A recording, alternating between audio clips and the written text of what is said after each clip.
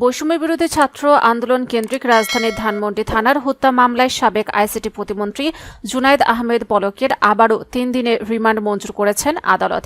এছাড়াও একই মামলায় ৪ দিনের রিমান্ডে পাঠানো হয়েছে ২ ছাত্রলীগ নেতাকে। তারা হলেন কেন্দ্রীয় সাংগঠনিক সম্পাদক ও ঢাবির সূর্য সেন হলের সাধারণ সম্পাদক সিয়াম রহমান এবং কেন্দ্রীয় সাংগঠনিক সম্পাদক ও ঢাবির ফজলুল হক মুসলিম হলের সভাপতি আনোয়ার হোসেন নাইম। বুধবার ঢাকার মেট্রোপলিটন ম্যাজিস্ট্রেট আওলাদ হোসেন মোহাম্মদ জুনায়েদ রাষ্ট্র ও আসামি পক্ষের শুনানির শেষে এ আদেশ দেন। এর আগে মামলা তদন্তকারী কর্মকর্তা আসামিদের প্রত্যেকের ৫ দিনের রিমান্ড চেয়ে আবেদন করেন। রিমান্ড মঞ্জুরের পক্ষে শুনানি করেন ঢাকা মহানগর দায়রা জজ আদালতের পাবলিক প্রসিকিউটর ওমর ফারুক ফারুকী।